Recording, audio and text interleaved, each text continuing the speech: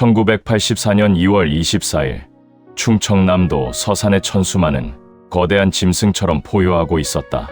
초속 8m의 물살은 집채만 한 파도를 일으켜 22개월간 쌓아 올린 방조제를 집어삼킬 듯이 달려들었다. 5톤짜리 바위도 종이장처럼 쓸려나가는 절망적인 사투. 인간의 기술과 오만은 성난 자연 앞에서 무력했다. 모두가 끝이라고 생각했다. 그때 작업복 차림의 한 노인이 싸늘하게 식은 현장을 둘러보며 나지막이 그러나 강철 같은 목소리로 말했다.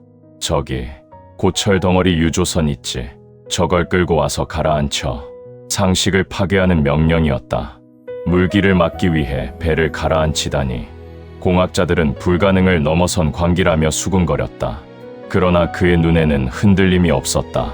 잠시 후 스웨덴에서 들여온 22만 통급 폐유조선 워터 배저호가 거대한 그림자를 들이우며 물살이 가장 거센 곳으로 예인되었다. 육중한 강철의 몸체가 바닷물을 집어삼키며 서서히 기울어질 때 모두가 숨을 죽였다. 마침내 유조선이 바다의 아가리 속으로 완전히 모습을 감추자 거짓말처럼 포효하던 물살이 잠잠해졌다. 그 남자의 이름은 정주영. 그는 불가능이라는 벽을 부수는 대신 그 벽 자체를 길로 삼는 사나이였다. 이 기상천외한 공법은 공사 기간을 3년이나 단축하고 공사비 185억 원을 절감했으며 대한민국 지도의 여의도 48배 크기의 새로운 땅 1억 4천만 평을 새겨 넣었다. 이것은 실현을 실패의 동요로 여기지 않았던 한 인간이 자신의 삶 전체를 통해 증명해온 철학이 빚어낸 가장 극적인 장면이었다. 그 거대한 승부의 뿌리는 지독한 가난이 지배하던 땅에서 시작되었다. 바다를 가두기 수십 년 전 그는 강원도 통천의 작은 마을 아살리에서 검은 흙에 갇힌 소년이었다. 새벽녘 아버지가 밭으로 나갈 때마다 떠오르던 아침 햇살은 희망이 아니라 질식할 듯한 절망의 다른 이름이었다. 농사꾼의 아들로 태어나 평생 이 흙더미 속에서 죽는 것. 소년 정주영에게 그 운명은 받아들여야 할 현실이 아니라 반드시 탈출해야 할 감옥이었다. 첫 번째 탈출은 18배 봄 청진 제철소 공사판을 향한 무모한 질주였다. 그러나 아버지의 그림자는 길었고 세상의 벽은 높았다. 얼마 못 가 그는 냉엄한 현실에 이끌려 다시 흙으로 돌아와야 했다. 이듬해 그는 다시 경성으로 향했다. 이번에는 막노동이 아닌 배움을 택했다. 보성전문학교 부기학 강습소에서 회계를 배우며 숫자를 통해 세상을 읽는 법을 익혔지만 그 배움 역시 굶주림보다 오래가지 못했다. 두 번의 실패는 그의 가슴에 더 깊은 구멍을 냈고 탈출을 향한 갈증을 더욱 지독하게 만들었다. 20살이 되던 해 그는 세 번째이자 마지막 반란을 계획했다. 아버지가 애지중지 키운 소를 팔아 마련한 돈 70원. 그것은 단순한 돈이 아니었다. 아버지의 한 해의 농사이자 가족의 생명줄이었으며 소년이 짊어져야 할 거대한 빚의 시작이었다. 그는 그 돈을 품에 안고 뒤도 돌아보지 않고 서울로 향했다. 인천 부두에서 시멘트 포대를 나르고 역공장에서 땀을 흘리며 그는 비로소 깨달았다. 두 번의 실패는 끝이 아니라 가장 처절한 세 번째 도전을 위한 예행 연습이었음을. 아버지의 쇠락한 등을 배신하고 훔쳐낸 그 돈의 무게만큼 그는 이제 결코 돌아갈 수 없는 길 위에 서 있었다. 가난이라는 운명에 맞서 자신의 모든 것을 건 한 소년의 절박한 승부수가 던져진 것이다. 그 지독한 허기는 이제 세상을 향한 거대한 야망의 동력이 되어 그를 전혀 다른 차원의 시험대로 이끌고 있었다. 아버지에게서 훔쳐낸 70원의 무게를 안고 도시의 밑바닥을 전전하던 청년은 마침내 자신만의 작은 왕국을 손에 넣었다. 1938년 단골이었던 쌀가게 볶음상회를 외상으로 인수하며 처음으로 사장이라는 명함을 갖게 된 것이다. 성실함이 그의 유일한 자본이었다. 밤낮 없이 쌀을 배달하며 쌓아 올린 신뢰는 가게를 빠르게 번창시켰다. 이제 지긋지긋한 가난의 사슬을 끊어낼 수 있다는 희망이 막 움트던 순간 운명은 그에게 첫 번째 시련을 던졌다. 개업 2년 만인 1010년 1월의 어느 새벽 매서운 불길이 그의 모든 것을 삼켜버렸다. 가게는 잿더미로 변했고 청년의 꿈도 한 줌의 재로 흩어졌다. 모든 것이 끝났다고 생각한 절망의 순간, 기적은 예상치 못한 곳에서 찾아왔다. 그의 성실함을 눈여겨봤던 단골 오윤근, 변호사와 거래처 상인들이 아무런 담보도 없이 다시 일어설 돈과 물건을 내주었다. 그는 이때 처음으로 깨달았다. 불타버린 쌀가게보다 더 중요한 자본은 눈에 보이지 않는 신용이라는 것을. 폐허 위에서 그는 사업의 본질을 보았고, 변두리에 다시 가게를 열어 땀으로 빚을 갚으며 그 믿음을 온몸으로 증명해냈다. 하지만 시련은 한 번으로 끝나지 않았다. 일제 미국 통제령으로 쌀가게가 강제 폐업되자 그는 다시 빈털터리가 되었다. 그러나 이번엔 좌절하지 않았다. 잿더미 속에서 깨달은 신용이라는 무기를 들고 그는 새로운 도전에 나섰다. 빚을 내 자동차 수리 공장 아도 서비스를 인수한 것이다. 시커먼 기름때를 묻혀가며 밤새 기계를 만지는 삶은 고됐지만 미래를 자신의 손으로 조립해 나가는 희열로 가득했다. 그러나 잔인한 운명은 그의 행복을 시기했다. 공장을 인수한 지 한 달도 채 되지 않아 또다시 붉은 화마가 덮쳤다. 이번에는 자동차와 값비싼 설비까지 모조리 잿더미가 되었다. 두 번의 화재, 그것은 한 인간의 의지를 완전히 꺾어버릴 수 있는 거대한 절망이었다. 사람들은 그를 불운의 사나이라며 동정했다. 그러나 그는 주저앉는 대신 잿더미 속에서 다른 것을 보았다. 운이 없다고 생각하지 말고 더 큰 성공을 위해 하늘이 나에게 준 시련이라고 생각했다. 그는 두 번의 재앙을 통해 불타 없어지는 유형의 자산이 아니라 어떤 불길도 태울 수 없는 신용이야말로 사업의 영원한 초석임을 확신하게 되었다. 그 깨달음은 단순한 재기를 넘어 이후 그가 세울 거대한 제국을 지탱하는 가장 단단한 기둥이 되었다. 연이은 화재가 남긴 상흔이 채 아물기도 전에 이번에는 한반도 전체가 거대한 불길에 휩싸였다. 전쟁의 포화가 휩쓸고 간 서울은 거대한 잿더미였다. 모두가 폐허 속에서 절망을 이야기할 때 정주영은 그곳에서 기회를 보았다. 그는 1946년 자신의 이름 두 자를 내건 현대자동차공업사를 세웠고 이듬해에는 그 옆에 현대토건사라는 간판을 나란히 내걸었다. 두 개의 간판은 파괴된 세상을 자신의 손으로 다시 일으켜 세우겠다는 야심의 선언이었다. 진정한 기회는 위기의 한복판에서 찾아왔다. 6.25 전쟁 중 그의 동생 정인영의 유창한 영어 실력은 폐허 속에서 유일하게 돈이 돌던 미팔군과의 연결고리가 되었다. 그는 미군 장교들의 숙소를 짓고 심지어 전사한 장교들의 묘지를 단장하는 굳은 일까지 마다하지 않았다. 어떤 공사든 약속한 시간 안에 기대 이상의 결과물로 마무리하며 그는 신용을 쌓아나갔다. 이 작은 신뢰의 조각들이 모여 마침내 거대한 역사를 만들 기회를 가져왔다. 폭파된 한강 인도교 복구 공사였다. 모두가 꺼리던 이 상징적인 공사를 그는 정부 예산의 65%에 불과한 헐값에 따냈다. 불가능해 보였던 도전을 성공시키며 현대라는 이름은 전후 복구의 상징으로 떠올랐다. 그러나 성공의 단맛은 짧았다.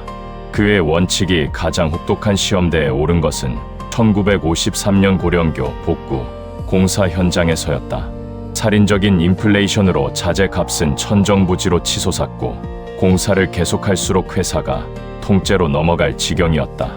결국 그는 미군에게 공사 중단을 통보했다. 그러자 돌아온 것은 협상이 아니라 폭탄이었다. 미군은 공사 중이던 다리를 가차없이 폭파해버렸다. 이제 선택지는 없었다. 여기서 물러서면 현대건설은 영원히 문을 닫아야 했다. 진퇴양난의 벼랑 끝에서 그는 결단을 내렸다. 죽더라도 약속은 지켜야 한다. 그는 사제를 털고 가능한 모든 빚을 끌어모아 다시 다리를 짓기 시작했다. 회사가 망하더라도 신용을 지키겠다는 처절한 몸부림이었다. 이 무모한 선택은 당장 끔찍한 손실을 안겼지만 훗날 돈으로 환산할 수 없는 가장 위대한 자산이 되었다. 약속을 위해 회사의 목숨까지 거는 한국인 사업가에 대한 소문은 미군 전체에 퍼져나갔고 이후 대한민국의 모든 기간산업공사는 현대로 밀려들기 시작했다. 그는 고령교의 잿더미 위에서 신용이란 단순한 거래의 기술이 아니라 목숨을 걸고 지켜내야 하는 기업의 영혼임을 비로소 완성시켰다. 그렇게 폐허에서 신용의 가치를 증명해낸 사나이는 이제 아무것도 없는 허공에 대고 세상에서 가장 담대한 약속을 해야 할 운명 앞에 서 있었다. 그는 잿더미 위에서 다리를 세웠고 이제는 텅 빈 백사장 위에서 배를 만들고자 했다.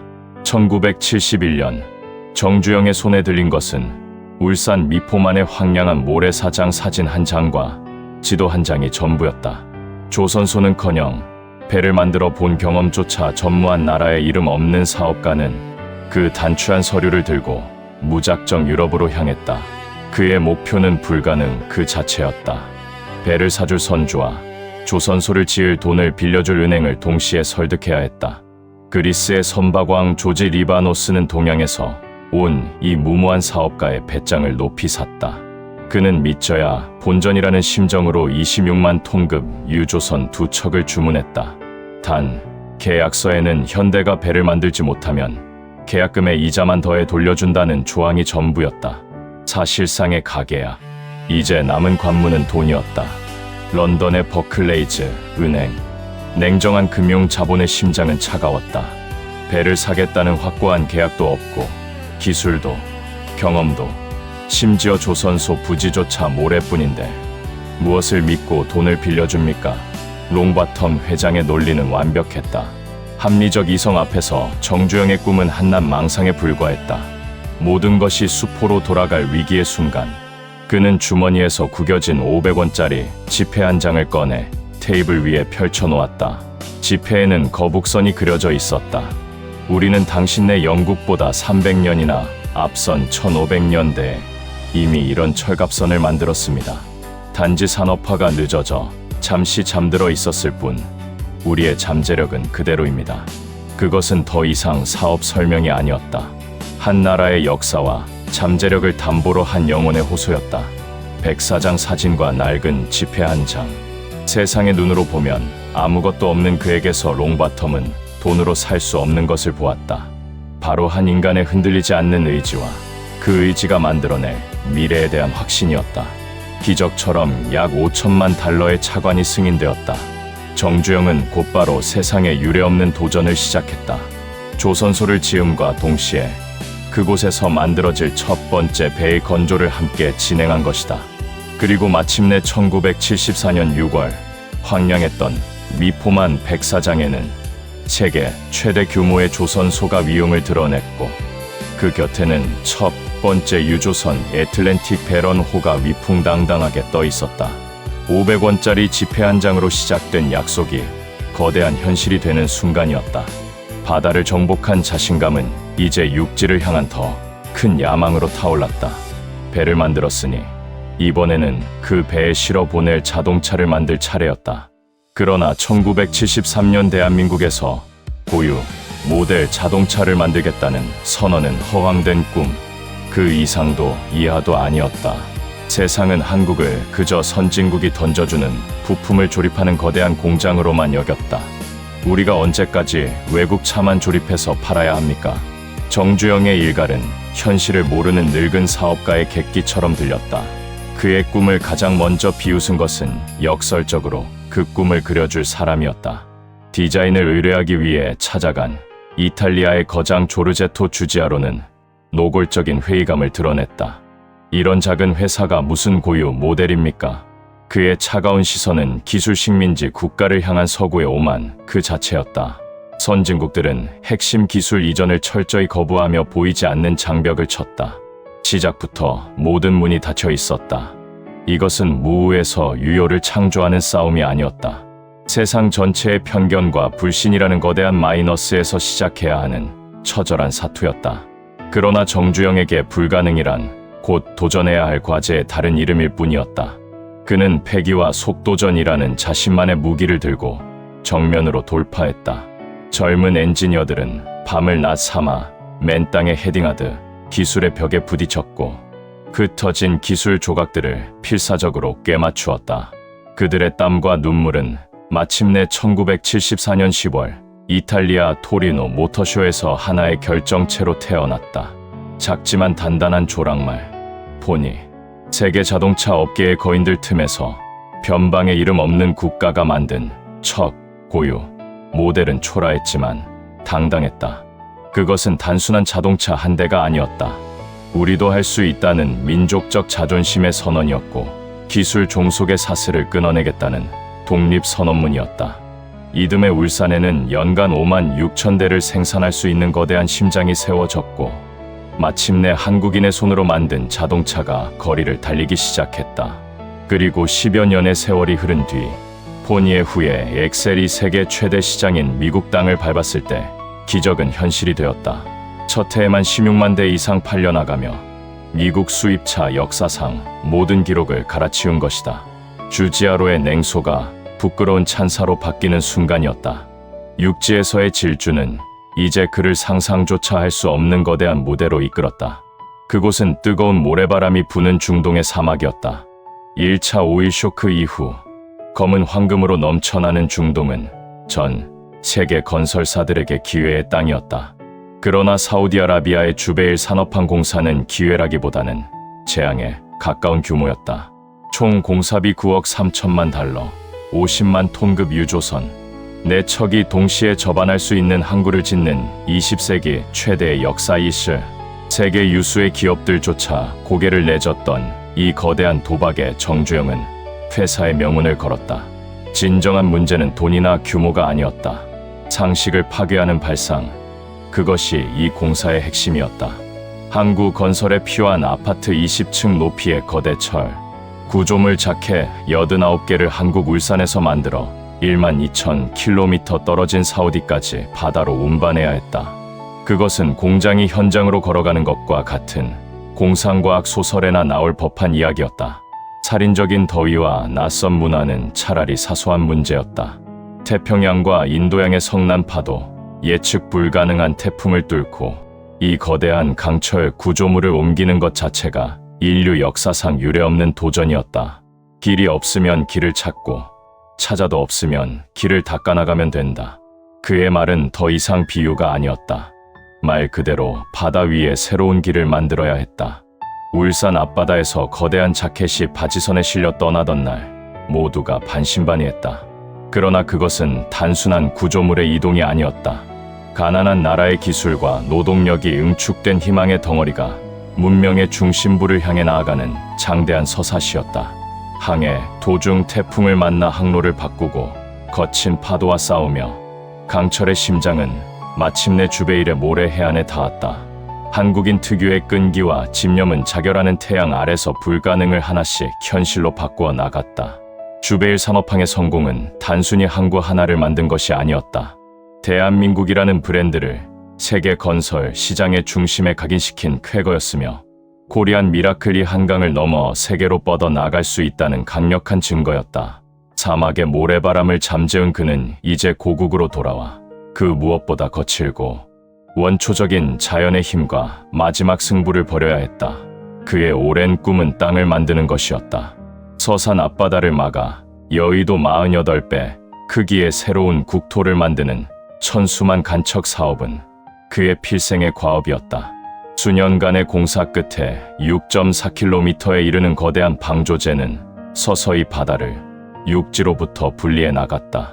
그러나 마지막 270m, 최종 물막이 구간이 남았을 때 길들여진 줄 알았던 자연은 가장 사나운 발톱을 드러냈다. 좁은 통로로 밀려드는 거대한 바닷물은 초속 8m의 급류로 변해 모든 것을 집어삼켰다. 5톤짜리 바위 덩어리도 순식간에 쓸려나갔고 최첨단 공법도 인간의 어떤 노력도 포효하는 조류 앞에서는 무력했다. 22개월간의 사투, 공사는 완전히 교착 상태에 빠졌다. 현장은 패배감으로 얼어붙었고 기술자들은 고개를 숙였다. 인간의 오만이 빚어낸 거대한 실패작으로 기록될 찰나 정주영은 모두의 상식을 파괴하는 한마디를 던졌다. 이봐, 해보기나 했어. 그의 질문은 안 된다는 고정관념에 사로잡힌 모두의 심장을 꿰뚫었다. 그리고 이어진 그의 명령은 광기에 가까웠다. 22만 톤급 폐유조선을 끌고 와 저 급류의 한복판에 가라앉히라는 것이었다. 물을 막기 위해 가장 큰 구멍을 내는 역설. 그것은 공학이 아니라 차라리 예술에 가까운 발상이었다. 거대한 유조선 워터 배저호가 스스로 바닷물을 삼키며 물살의 심장부로 가라앉는 순간 시간은 멈춘 듯했다. 마침내 육중한 고철 덩어리가 물길의 허리를 완전히 끊어놓자 거짓말처럼 거친 물살이 유순해졌다. 정주영 공법. 그것은 자연에 맞서 싸워 이긴 것이 아니었다. 자연의 거대한 힘을 역이용하여 그 흐름을 제어하는 한 차원 높은 지혜의 승리였다. 그는 불가능의 상징이었던 바로 그 지점에 새로운 땅의 초석을 놓았다. 대한민국의 지도를 바꾼 사나이는 이제 세계의 지도를 바꿀 더 큰 꿈을 꾸기 시작했다. 그것은 전쟁과 분단의 상징이었던 도시, 서울의 운명을 건 도전이었다. 1981년 정주영은 대한체육회장이라는 생소한 감투를 쓰고 또 다른 전쟁터에 나섰다. 88올림픽 유치전. 상대는 경제 대국 일본의 나고야였다. 모든 것이 불리했다. 전쟁의 폐허가 채 가시지 않은 분단국의 수도. 세계는 서울을 평화의 제전이 열릴 곳이 아니라 언제 다시 전쟁이 터질지 모르는 화약고로 여겼다. 나고야의 압도적인 승리를 의심하는 사람은 아무도 없었다. 서울의 도전은 다윗과 골리앗의 싸움 그 자체였다.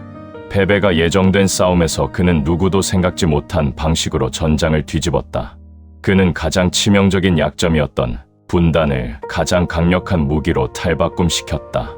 IOC 위원들을 일일이 만나며 그는 경제력이나 인프라를 내세우지 않았다. 대신 평화를 역설했다. 서울은 분단된 세계의 유일한 상징입니다. 이곳에서 올림픽이 열린다면 그것은 단순한 스포츠 행사가 아니라 이념의 벽을 허무는 인류 평화의 위대한 전진이 될 것입니다. 그의 논리는 아프리카, 남미 등 이념 대립의 상처를 가진 제3세계 국가들의 마음을 움직였다.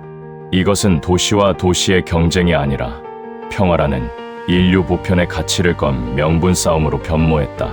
서독 바덴바덴에서 운명의 날이 밝았을 때 누구도 기적을 예상하지 못했다. 그러나 투표 결과가 발표되는 순간 세계는 경악했다. 52대 27점, 서울의 압승이었다. 그것은 단순한 유치 성공이 아니었다. 전쟁의 잿더미와 가난, 분단이라는 한국의 모든 상처를 평화라는 이름으로 승화시킨 위대한 외교적 승리였다. 정주영은 여기서 멈추지 않았다. 역대 올림픽이 대부분 적자의 늪에 빠졌던 전례를 깨고 그는 탁월한 경영수완으로 TV 중계권료 협상과 후원사 유치를 성공시키며 88 서울 올림픽을 3천억 원이 넘는 흑자로 이끌었다. 그는 전쟁의 폐허 위에서 세계를 향해 외쳤다. 이제 세계는 서울을 통해 대한민국의 평화와 발전을 보게 될 것입니다. 그의 약속은 단순한 구호가 아니라 숫자로 증명된 현실이 되었다.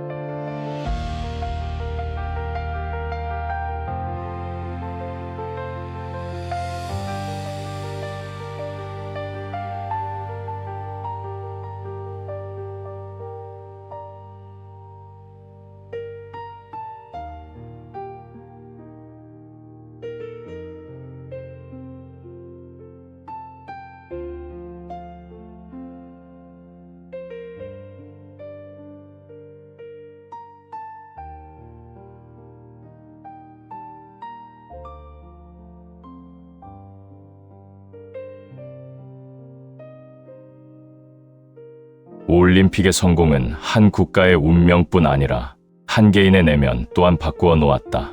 세계의 분열을 평화라는 이름으로 봉합해 본 경험은 그에게 기업가로서의 성공을 넘어선 새로운 차원의 소명을 각인시켰다.